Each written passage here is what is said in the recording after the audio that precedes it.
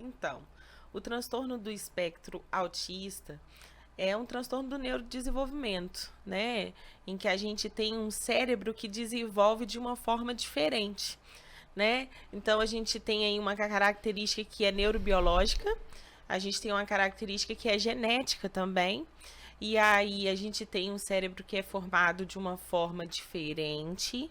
E aí a gente vai ter uma apresentação, uma manifestação diferente de algumas funções cognitivas, né? A gente vai ter aí algumas diferenciações em relação às questões que a gente chama de a tríade que define o autismo, né?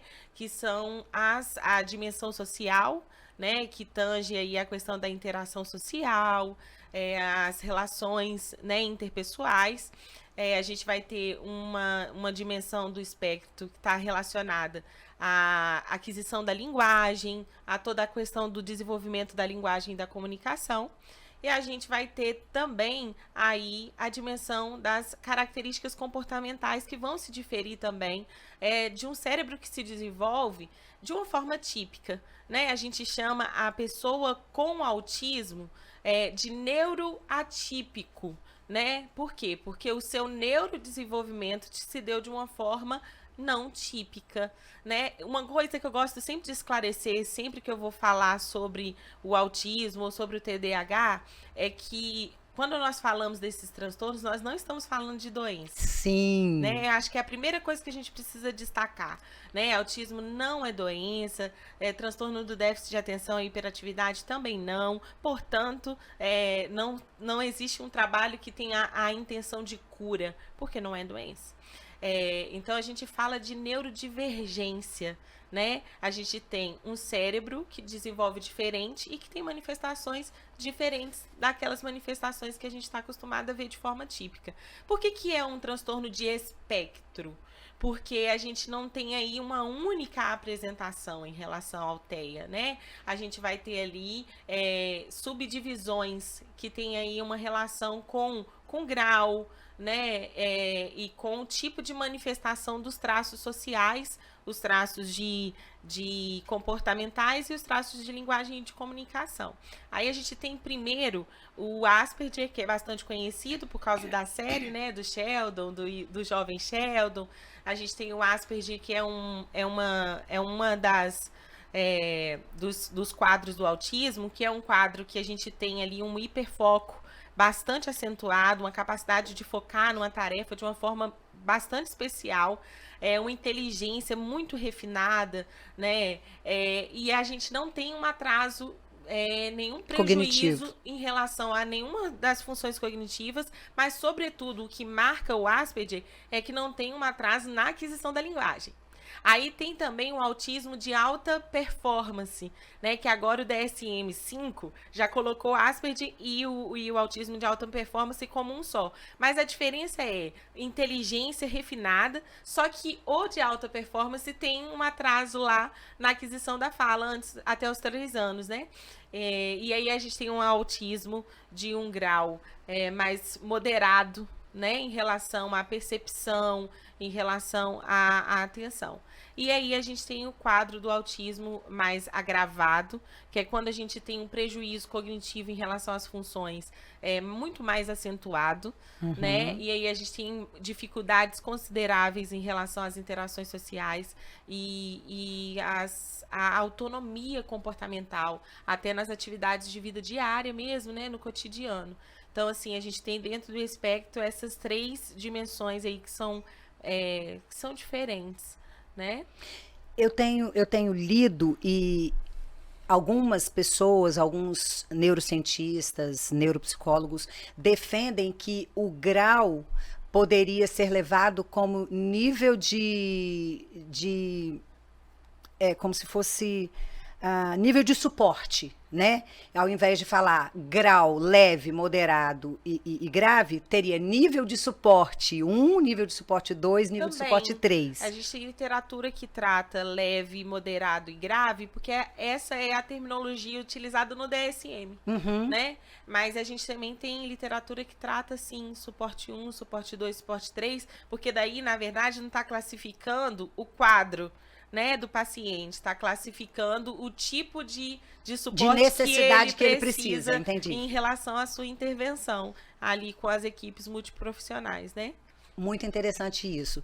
E aí, baseado em tudo isso, Thales, que a gente ouviu a doutora Jade falando aqui, você, o seu espectro autista foi diagnosticado quando você tinha 6 anos e não me lembro, apesar de ser sua tia, te amo muito, ai, muito mesmo, mas eu não me lembro quando, e nem se a gente já conversou sobre isso, quando você se deu conta de que você era uma pessoa, um jovem, um menino, uma criança atípica. Você talvez se via um pouco diferente ou não.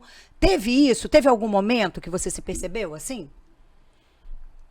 Cara, olha, respondendo a sua pergunta, eu teve um momento assim, eu acho que o que me fez, acho que teve sim um momento sim, e o que me fez perceber é basicamente sim os sintomas desse espectro autista que, tipo, querer ficar mais sozinho, tipo, gostar mais de ficar na sua, não chegar muito a conversar com os outros, não curtir o que os outros gostam, mas que não curtir o que os outros gostam, não apontar para coisas interessantes, e não olhar para a pessoa quando ela está conversando. Você percebeu que isso acontecia com você? São coisas que já aconteciam comigo, mas aí teve um momento que eu queria saber o que era síndrome de Asperger, aí eu pesquisei na internet, né, eu tava com minha mãe, a gente conversou um pouquinho sobre isso, e aí eu percebi, aí eu li esses sintomas, aí a gente percebeu que eu tenho a síndrome de Asperger, e aí depois, eu acabei lembrando de um vídeo antigo que eu assisti, que era da Turma da Mônica, que falava sobre autismo. Eu lembrei dele, eu já tinha visto antes, mas foi vendo atualmente que eu percebi que vários daqueles sintomas eu tinha, não todos, né, porque... Quais, por exemplo? Bom, esses que eu falei, né, por exemplo, não olhar para as pessoas, tem momentos que conversa, eu não olho muito no olho dela, no olho da pessoa, quando tá conversando, eu gosto de olhar para outro lado. Eu também, tem muitas coisas que as pessoas gostam, que já eu acho muito superestimado, né, eu não curto, né, assim. Eu não chego a procurar outras pessoas para conversar, elas conversar comigo acontece, mas eu não chego a conversar com elas, aí e ficar mais na minha, gostar das minhas próprias coisas que os outros talvez não gostem tanto, né? Esses são os sintomas do autismo que eu sentia. E isso te incomodava? Olha, incomodar, acho que não incomodava não, porque são gostos, né? Uma vontade minha. Mas às vezes eu percebo assim, penso que realmente eu acho que se não fosse autista seria melhor, mas o autismo também não é uma diferença, tipo, faz diferenciar.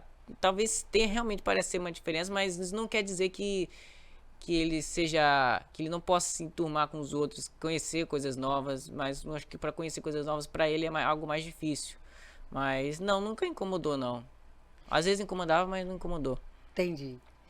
Interessante essa colocação dele, né, Jade? Porque ele percebeu, vendo algo, né, numa coisa de desenho, né? E Thales sempre gostou muito de desenho, né, Thales?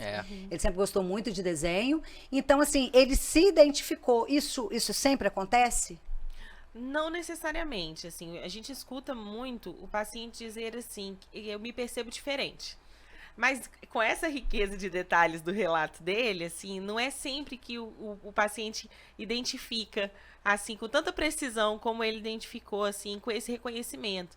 Até porque, assim, fala-se como se o autismo, como se o TEA, né, fosse um diagnóstico, assim, que acontece 1 em 1 milhão. E a gente sabe que tem 70 milhões, né, de habitantes na Terra que já tiveram aí no mundo inteiro um diagnóstico. A gente sabe que é um valor subnotificado, porque tem muito diagnóstico que ainda não foi realizado, né, porque a maioria dos diagnósticos se dão na infância. Então, são muitos pacientes adultos que chegam a consultório se percebendo diferente, mas sem saber explicar, né? Que diferença seria essa? Uma outra coisa que eu percebo na prática clínica é uma confusão em relação à questão das crises sensoriais, né? A gente sabe que em qualquer dos quadros do espectro autista, a gente tem uma hipersensibilização aos estímulos, estímulos luminosos, estímulos sonoros, cores, enfim. Então, a gente tem aí, por conta do excesso celular que tem no cérebro com o autismo, né? A gente tem diferença na visopercepção, que se traduz ali no que ele disse sobre não olhar enquanto eu estou conversando, a própria percepção das expressões, microexpressões faciais, né? A gente tem ali uma lentificação do processamento dessa informação em relação aos neurônios espelhos, às células realmente que a gente tem lá em excesso, né, no desenvolvimento desse cérebro.